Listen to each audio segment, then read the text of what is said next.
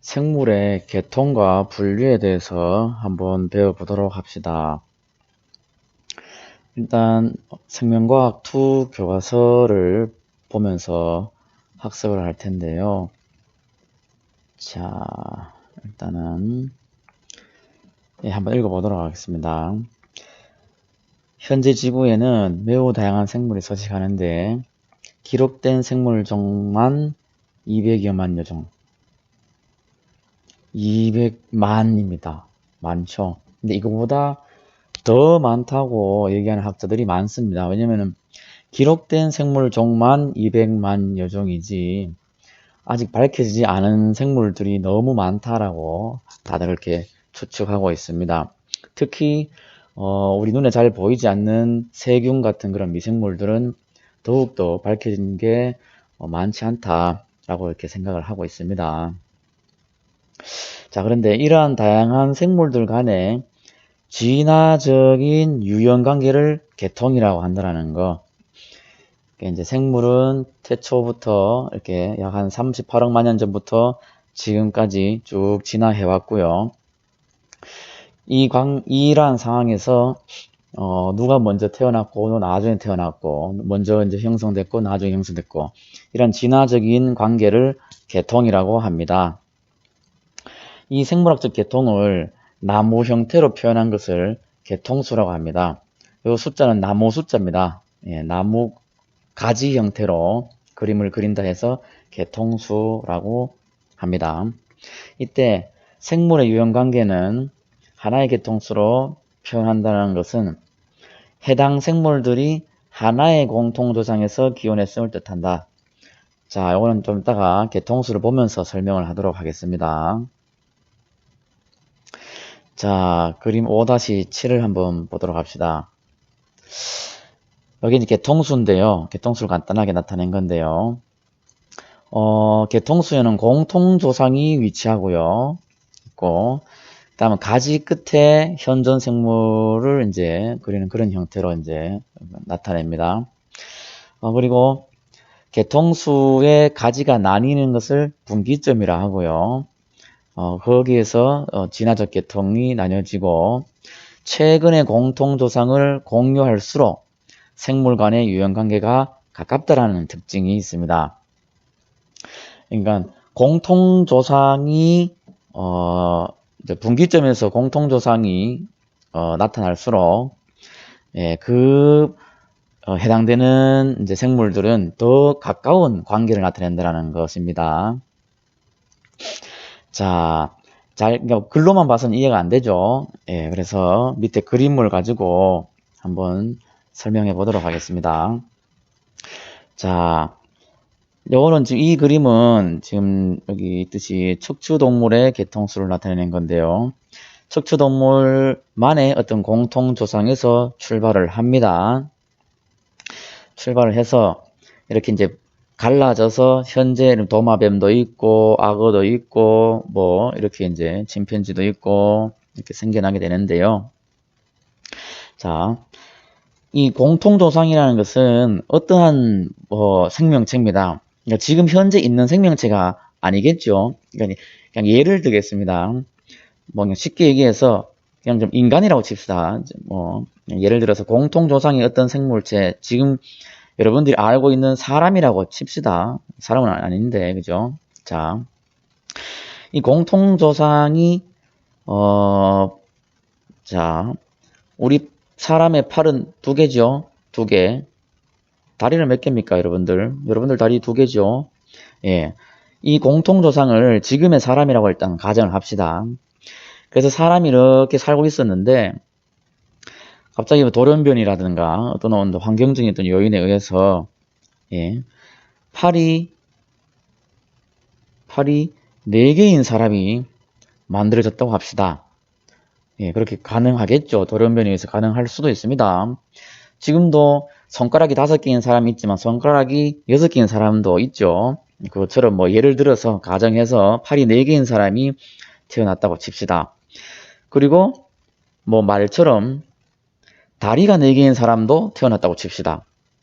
그렇게 태어난 다음에 이 공통조상보다 다리가 4개인 생물과 팔이 4개인 생물이 더 잘 살아남았고, 공통조상은, 예, 거기에 밀려서 이제 환경에 적응하지 못해서, 예, 멸종되었다고 치면, 예, 공통조상에서 이러한 생물체와 이러한 생물체가 이제 달라져서, 나뉘어져서 그렇게 살아가고, 각각 다시 또 이렇게 진화한다는 그런 의미를 가집니다. 예, 조금 이해가 됐나요? 자, 이러한 상황 속에서, 자, 이건 좀 지우고 할게요. 이러한 상황 속에서, 아까 저 위에 설명했던 것처럼, 최근의 공통조상을 공유할수록 유형관계가 가깝다라고 했는데, 무슨 말이냐면, 자, 악어하고 도마뱀을 한번 비교해 보도록 합시다. 까치하고 악어를 한번 보고, 도마뱀하고 악어를 한번 보도록 합시다. 누가 더 비슷하게 생겼나요? 우리가 그냥 봐도 악어하고는 도마뱀이 더 비슷하게 생겼죠. 그래서 꼬리도 있고 입도 비슷하게 생겼고 다리도 이렇게 기어다니는 형태로 이렇게 있으니까 악어는 도마뱀과 많은 특징들을 공유하면서 더 가깝겠다. 유형관계가, 진화적인 유형관계가 가까울 것이라고 많이들 생각하지만 예, 그렇지 않습니다. 예, 그렇지 않아요. 자, 왜 그런지 한번 개통수를 보면서 설명해 보도록 합시다. 어떤 공통조상에서 이렇게 분지가 되었습니다. 분기점에서 이러이러한 생물체로 분지된 다음에 이러한 생물체가 도마뱀이 되었습니다. 이게 도마뱀입니다. 이 도마뱀이고, 이 도마뱀과 유사하게 한 공통조상에서 분지된 게 어떤 생명체입니다. 뭔지는 모르겠고요. 일단 어떤 생명체입니다. 그리고 이 생명체에서 악어가 나왔고 까치가 나왔기 때문에 악어는 도마뱀보다 더 가깝지 않고 악어는 오히려 까치와 공통적인 어떤 특징들을 더 많이 가진다는 겁니다. 개통수의 그림을 놓고 본다면은, 자, 악어의 여러 가지 특징들은, 자, 어쨌든, 이러한 특징, 생물체의 특징에서 나왔기 때문에, 까치도 요 생물체에서 나왔기 때문에, 악어는 까치와 같은 어떤 특징들을 가진 생물체에서 나왔기 때문에 까치와 더 가깝지. 저 먼 도마뱀의 특징하고는 까치보다 더 다른 특징을 더 많이 갖는다는 겁니다. 악어는 까치와 더 가까운 어떤 특징을 갖고 도마뱀과는 더 다른 특징을 갖는다는 것이죠. 그래서 수많은 이제 계통 분류를 연구하시는 학자가 요즘은 특히나 이제 DNA 유전적인 어떤 분석을 통해서 누가 더 많은 공통된 특징을 가지느냐 이런 것을 연구해서 개통수를 이렇게 그리는 겁니다. 더 가까운 아이들끼리 개통수를 그려서 척추동물의 개통수를 그려보니까 악어는 도마뱀보다 오히려 까치와 더 가까운 공통된 특징을 나타내더라 라는 것을 이제 밝혀내게 된 것이죠. 자, 좀 이해가 됐나요? 자, 넘어가도록 하겠습니다. 자, 개통은 이제 그렇고요. 이제 생물의 분류를 봅시다. 지구상에 있는 모든 생물을 이렇게 저렇게 이렇게 나누는 것에 대해서 한번 알아보도록 합시다. 자, 생물종의 특성을 비교하여 가까운 종끼리 묶어서 나누어 놓는 것을 분류라고 합니다. 분류 체계랍니다. 분류. 자, 이게 너무 진하게 돼서, 자, 형광펜으로 하면은, 비슷하게 생긴 종끼리는 이렇게 묶을 수 있겠죠. 뭐, 소나무하고 은행나무 같이 묶을 수 있겠죠. 사자하고 호랑이 같이 묶을 수 있겠죠. 사자하고 소나무는 많이 다르지 않습니까? 그죠? 그래서 지구상에 있는 생물들을 비슷한 것끼리 묶어 놓으면, 그런 묶음의 체계를 분류 체계라고 얘기를 한다는 겁니다. 자, 맨 처음에 18세기 초에 린네가 두 개의 분류 체계를 제시했습니다. 이 분류 체계를 제시했는데요.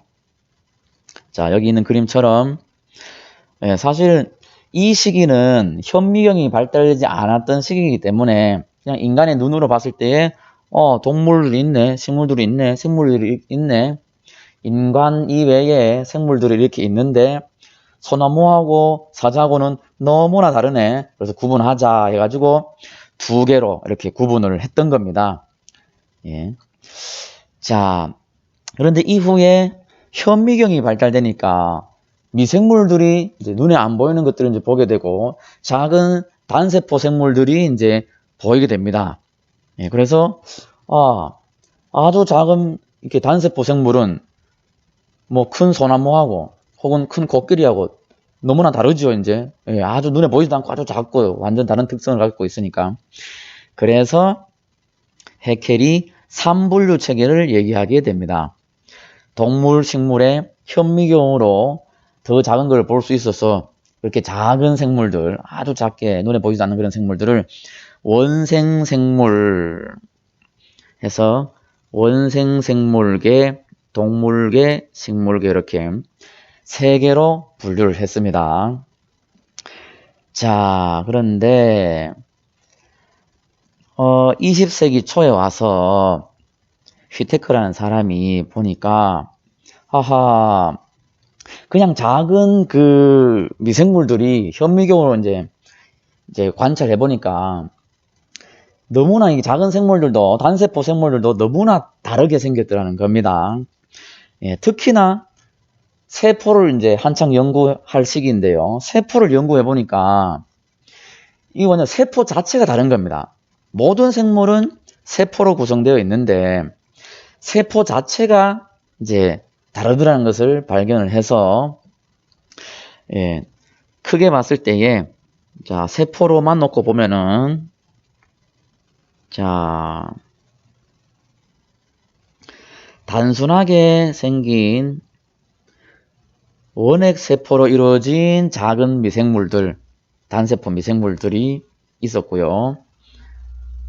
그다음에 좀 더 복잡한 세포로 되어 있는 진핵세포로 되어 있는 작은 미생물들이 있었습니다. 자, 이때 원핵과 진핵세포를 좀 여러분들이 이해해야 되는데요.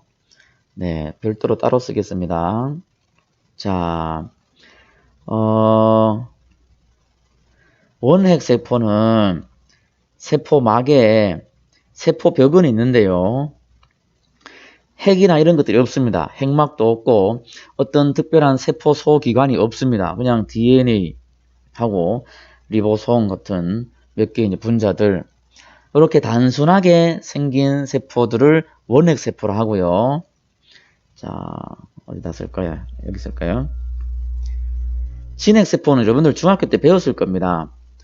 동물세포는 세포막에 핵이 있고 미토콘드리아도 있고 소포체도 있고 골지체도 있고 뭐 기타 등등 여러가지 물질들이 세포 소기관들이 많이 있는 그런 세포들. 그다음 진핵세포 중에서 식물세포 같은 경우에는 세포벽이 있고 벽에 있고 맹핵이 있고 여러가지 물질들 엽록체도 있고 기타 등등 물질이 있는 것들. 자, 이렇게 세포 안에 막을 가진 어떤 다른 세포 소기관을 가지면서 좀 더 복잡한 구조로 이루어져 있는 그러한 세포들을 진핵세포라고 하고 아까 얘기했던 막각 같은 그런 막성 세포 소기관이 없이 그냥 DNA 유전체와 일부 물질만을 가지고 있는 세포들 이런 것을 원핵세포라 합니다. 이렇게 미생물을 좀 더 구체적으로 관찰을 해보니까 아예 세포가 달라서 자 이렇게 원핵세포 무리들 원핵세포로 이루어진 무리들 하나 원핵생물계 그리고 진핵세포로 이루어진 무리들 진핵생물계 이렇게 나눴는데 그걸 다시 구체적으로 나누면은 진핵세포 중에서도 동물과 식물은 예전부터 쉽게 나눴고요. 우리가 단순하게 얘기했던 이 삼분류 체계에서 얘기했던 단순한 그런 미생물들, 단세포 미생물들 이런 것을 원생생물계라고 이름을 붙였고 자, 근데 버섯 같은 경우 곰팡이 같은 경우는 좀 작긴 한데, 버섯은 사실 그렇게 작긴 않죠. 곰팡이는 좀 작죠. 그렇긴 한데, 야들은 원생생물계에 넣기에는 좀 더 크고, 좀 더 세포들이 많은 다세포성 아이들이 많고, 게다가 여러 가지 이제 성분들도 좀 많이 다릅니다. 그리고 버섯을 식물에 넣자 하니까, 야들은 광합성도 안 하거든요. 식물하고도 완전 다르거든요. 그래서 균계라는 이름을 붙여서 따로 이렇게 별도로 분류를 시켰습니다. 그래서 히테크는 이 지구상에 있는 모든 생물을 5개의 체제로 자 어떻게 원핵생물, 원생생물, 균계 이렇게 나누고 동물과 식물로 이렇게 총 5개로 나누게 됩니다. 자 그렇게 이제 지내왔는데요. 선생님이 고등학교 때 공부할 때만 딱 그때까지만 해도 5분류 체계를 배웠습니다. 6분류 체계는 안 나왔거든요. 근데 이제 20세기 후반에 좀 더 이제 DNA 연구하고 좀 더 구체적으로 이제 세균을 연구하다 보니까 그렇게 작은 원핵 생물도 원핵 세포로 이루어진 원핵 생물도 그러니까 원핵 생물이 다시 2개로 나뉘어지더라. 진정세균과 고세균으로 나눠지더라.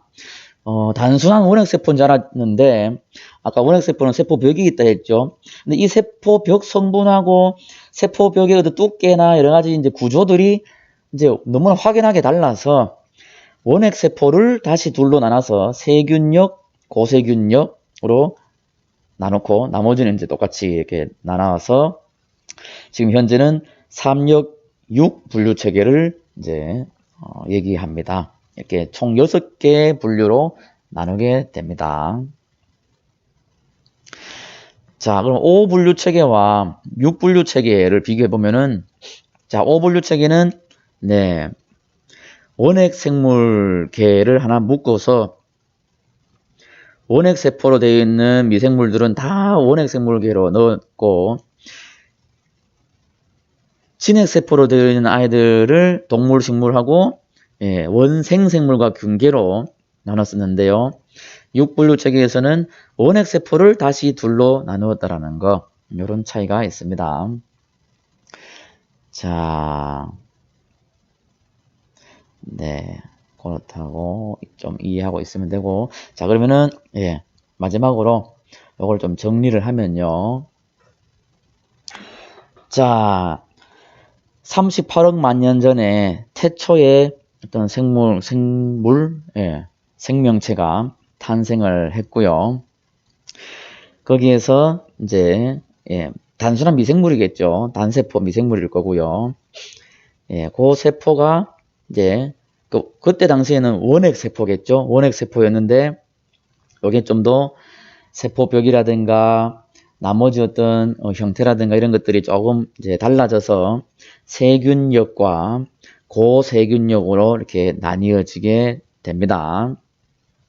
그리고 고세균력에서 이제 자 원핵 세포였지만 이제 요 분기점에서 원핵 세포의 미토콘드리아와 엽록체, 기타 등등 세포의 변형이 좀 일어나서 진핵세포로 이제 그러니까 원핵세포는 그대로 있고 진핵세포가 된 세포들이 이제 나타나게 된 거죠. 이 진핵세포가 이제 단순한 어떤 집신벌레, 아메바, 유굴레나 같은 이러한 단세포 원생생물로 지금까지 있는 아이들도 있고 거기에서 이제 일부 이렇게 이제 그 광합성하는 독립영양하는 생물들이 식물계로 진화하게 되고요. 그리고 이제 종속영양하는 그런 생물들이 다시 이제 분류가 되는데요. 여기서 이제 여러분들이 잘 알고 있는 동물계로 분류되고 균계로 다시 분류가 돼서 지금은 현재 3력 6개로 생물들을 분류하고 있습니다. 자, 여기서 한 가지 질문을 해보도록 하겠습니다. 자, 버섯과 같은 이러한 아이들은 동물하고 비슷하나요? 식물하고 비슷하나요? 어머, 자, 일단 지우고. 누구하고 비슷할까요? 네, 맞습니다. 균류는 버섯 곰팡이는 버섯 모양이 식물하고 비슷하다고 식물하고 같은 게 아니라 이 버섯과 같은 곰팡이와 같은 균계는 동물하고 더 비슷하죠. 왜냐면은 동물계와 공통조상에서 버섯이 되고 동물이 되었으니까 균계는 동물계하고 더 비슷한 특징을 많이 나타냅니다. 자, 계통과 분류에 대해서 좀 이해가 되나요?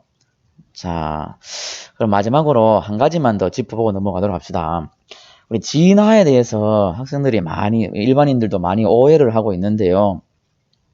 보통 이제 오스트랄로피테쿠스에서 베이징 원인, 그 다음에 네안데르탈린, 그 다음 크로마뇽인, 그 다음에 지금 현생 인류, 호모 사피엔스죠. 이렇게 화살표를 보통 이제 이런 그림 많이 봤죠. 이렇게 화살표를 그려서 이렇게 진화했다라고 얘기를 하니까 많은 사람들이 이제 오해를 하게 됩니다. 크로마뇽인이 진화해서 변신해서 지금 인간이 되었어? 이렇게 생각이 쉬운데 그게 아니라 이게 이제 아까 배웠던 계통대로 한다면은 어떤 공통조상에서